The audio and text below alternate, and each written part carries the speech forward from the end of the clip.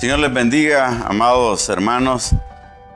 Estamos agradecidos con nuestro buen Dios por esta oportunidad que Él nos da de poder estudiar acerca de la segunda venida. En la sesión anterior estuvimos hablando acerca de que Jerusalén necesita ser restaurada. Pero decíamos, de acuerdo a lo que dice la Escritura en Daniel 9:25, que para que Jerusalén fuera restaurada, es decir, que volviera a ocupar la posición que el rey David le había dado, era necesario que Israel volviera a tomar vida en la palestra mundial. Obviamente, esto sucedió, como les decía en la sesión anterior, en nuestros días. Ahí quiero que veamos algo sumamente importante.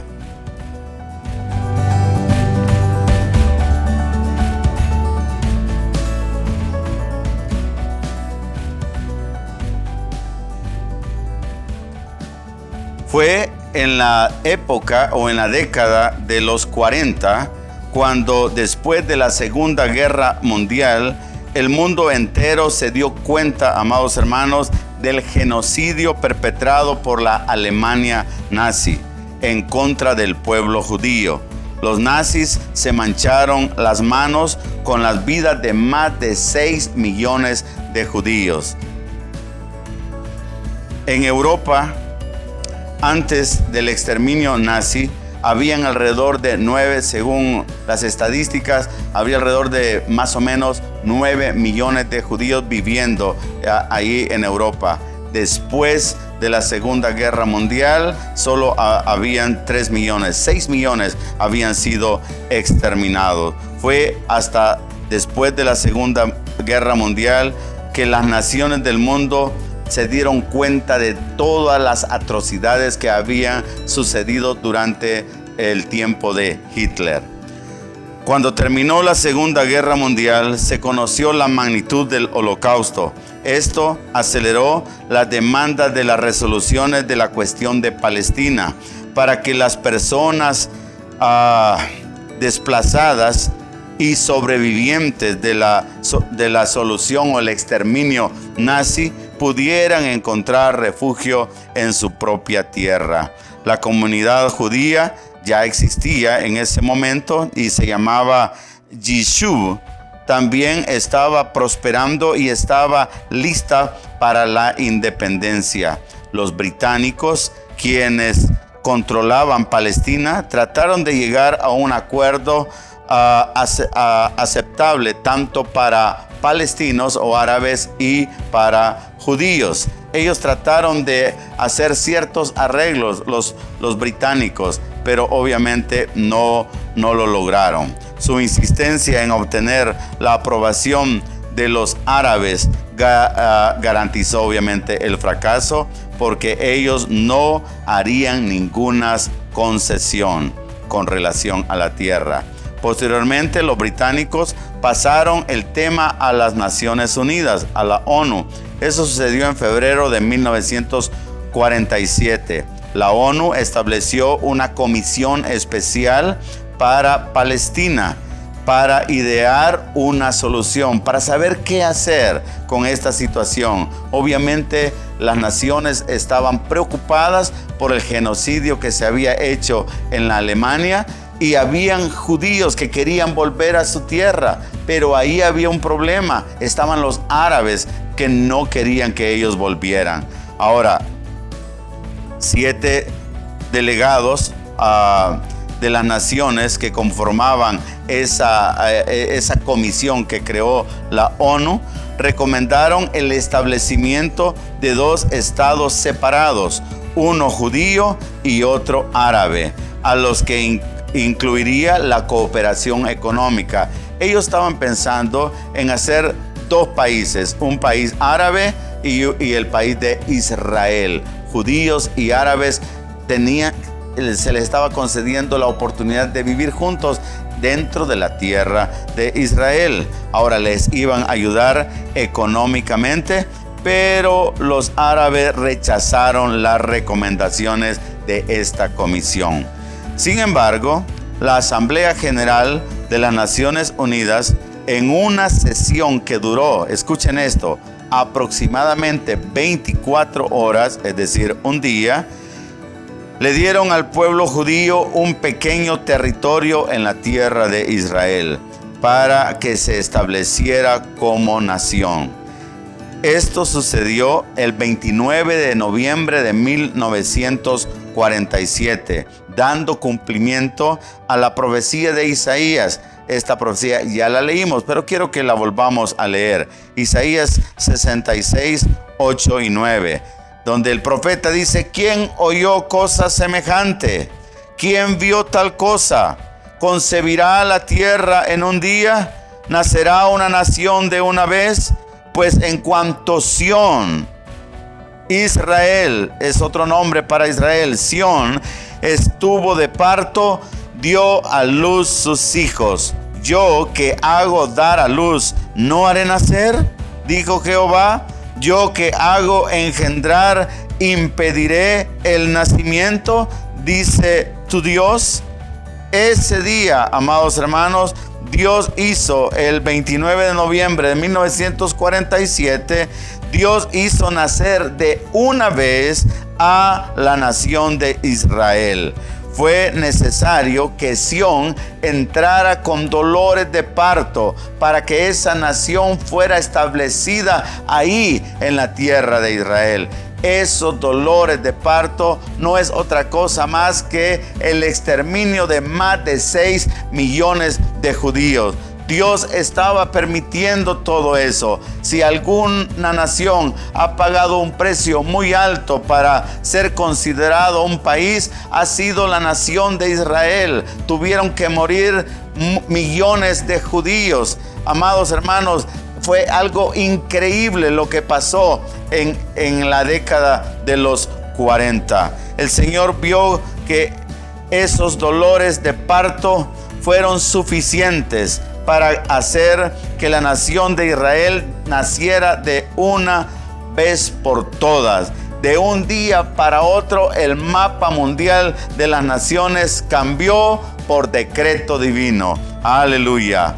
Pero fue hasta el 14 de mayo de 1948 cuando el primer ministro David Ben-Gurión anunció al mundo entero el nacimiento de la nación de Israel como una nación libre, una nación independiente, una nación gobernada por judíos, ya no por ningún imperio, ni los británicos, ni ningún otro imperio los iba a gobernar.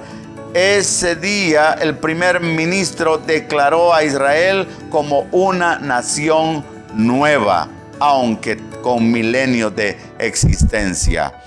Un día después de su proclamación, Israel fue atacada por 7 naciones árabes, a pesar de que la ONU, amados hermanos, también les había dado a los árabes tierras para que se estableciesen en el Estado palestino, pero los árabes no querían ver a Israel como un Estado independiente. Así que comenzaron a atacar a la nación recién parida, ya que ellos, los árabes, no aceptaban la resolución de las Naciones Unidas. Esta guerra es conocida, imagínense, un día después de que ellos proclamaban el Estado de Israel, son atacados. Esta guerra es conocida como la Guerra de Independencia, la cual duró varios años. Israel, increíblemente, ha experimentado muchas guerras desde que nació a la palestra mundial.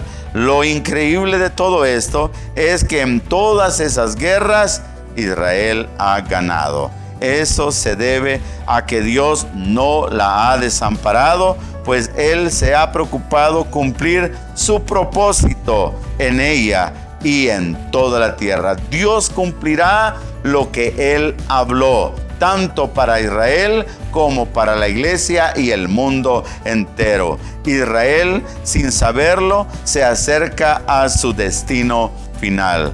Después de que Israel fuera declarada una nación libre, su capital fue Tel Aviv. Escuchen, recuerden que Jerusalén quedó como una tierra internacionalizada, es decir, no le iba a pertenecer ni a los judíos ni a los árabes. Así que cuando David Ben Gurión declaró el Estado de Israel, su capital fue Tel Aviv. Tel Aviv significa el monte de los retoños tiernos. Recuerden eso, que lo vamos a ocupar más adelante. Ahora, a causa de la guerra, Israel agarró y conquistó una parte de Jerusalén. Fue la parte occidental. ¿Por qué razón? Porque en esa parte la mayoría que vivía en esa parte eran judíos, ¿verdad? Entonces, el 5 de diciembre de 1949, el entonces primer ministro de Israel, David Ben Gurión, proclamó a Jerusalén Occidental la capital del Estado de Israel. Recuerden, una parte, solo la parte occidental. Y desde entonces, todos los poderes del gobierno, tanto el poder ejecutivo, legislativo y judicial, están ubicados ahí en Jerusalén Occidental. Se le conoce como la Ciudad Nueva. Ahora también ahí ahí está la residencia del primer ministro, la residencia del presidente de Israel. Ahí está, en esa parte occidental de Jerusalén. Ahí es donde han puesto la mayoría de las instituciones públicas, de las instituciones gubernamentales, están ahí en esa parte de Jerusalén. Ahora, esta proclamación del primer ministro de poner a Jerusalén como capital de la nación no cumple la profecía bíblica, pues hasta este momento Jerusalén seguía siendo una ciudad dividida. La parte occidental, donde vivían judíos, fue anexada por Israel en esa guerra de independencia, y la parte oriental, que se le conoce como la ciudad vieja y es donde están todas las edificaciones antiguas, esa fue anexada por los jordanos. Entonces la profecía bíblica habla de Jerusalén siendo restaurada, pero es toda la ciudad, no una parte, ¿verdad? Ahora, la parte este, como les decía, o la parte oriental, llamada la ciudad vieja, ahí es donde estaban todas las edificaciones antiguas, y la mayoría de las personas que vivían en ese entonces ahí eran árabes. Ahora, ese es el escenario, ¿verdad? Y estamos viendo lo que es Jerusalén, y fue hasta en la guerra de los 6 días. Israel ha enfrentado varias guerras, como ya lo decíamos, pero el 7 de junio de 1967, durante la guerra de los 6 días, exactamente en el tercer día de la guerra, Israel recuperó la parte oriental de Jerusalén.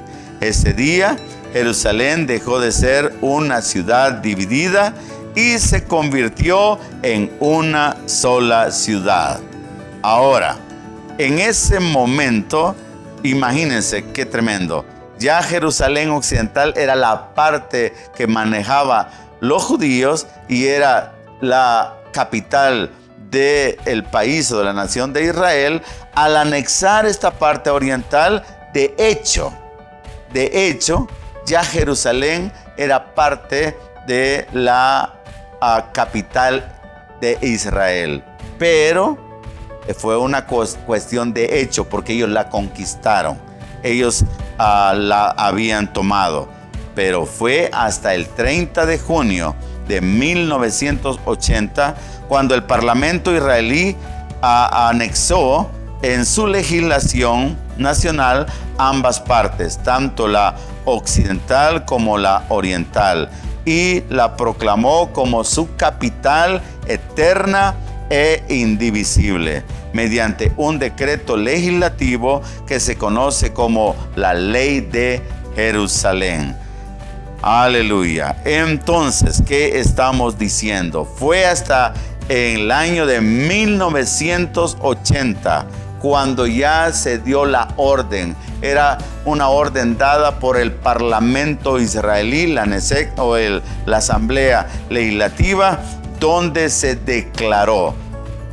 Increíblemente, cuando Israel hace esa proclamación, la ONU aprobó una resolución para considerar nulo el derecho de Israel de tener su capital en toda Jerusalén. Israel la pone como su capital y las Naciones Unidas hacen una resolución donde declaran nulo. Ahora, es interesante lo que vemos acá, porque las naciones comenzaron a sacar sus embajadas desde ese entonces y las trasladaron a Tel Aviv. A pesar de que Tel Aviv ya para ese entonces ya no era la capital de Israel. Israel desde 1980 ha tenido su capital, que es Jerusalén, por decreto legislativo. Ahora, ¿qué estamos hablando? El profeta dijo que cuando Jerusalén fuera restaurada, es decir, vuelta a poner como la capital del reino de Israel, desde ese momento, desde que esa orden fuera dada, iban a pasar 7 semanas de años hasta la venida del Mesías. Ahora, quiero que vean esto. Quiero concluir algo importante. Desde 1980, Jerusalén es la capital eterna e indivisible de Israel, tal y como la puso el rey David cuando él fue proclamado rey de Israel. Ahora, volviendo a la profecía bíblica, en el libro de Daniel dice que desde la orden para restaurar a Jerusalén hasta el Mesías príncipe habrá 7 semanas o 49 años. El anciano profeta recibió que desde la salida de esa orden iban a pasar 49 años y en el año 50 el Mesías iba a ser manifestado. Entonces, quiero que veamos algo. Si la orden fue dada en 1980 y esa es la orden que vio el profeta Daniel, desde esa orden para restaurar a Jerusalén como capital del reino de Israel, tendrían que pasar 49 años. Eso nos lleva al año de 2029, siendo el año 50, o sea, un año después, el año exacto, el del año 2030, que de acuerdo a la profecía de Daniel, sería el año de la segunda venida de nuestro Mesías. Cualquiera puede decir, bueno, ¿y por qué está dando años? Y no, el profeta Daniel, en esta misma porción de escritura, nos dio el año exacto cuando el Mesías de Israel fue proclamado por Juan el Bautista en el año 26 como el Cordero de Dios. Ahora, fíjense bien, quiero que veamos algo, porque la profecía, el Señor Jesucristo, Él habló algo sumamente importante, amados hermanos. Quiero recalcar esto.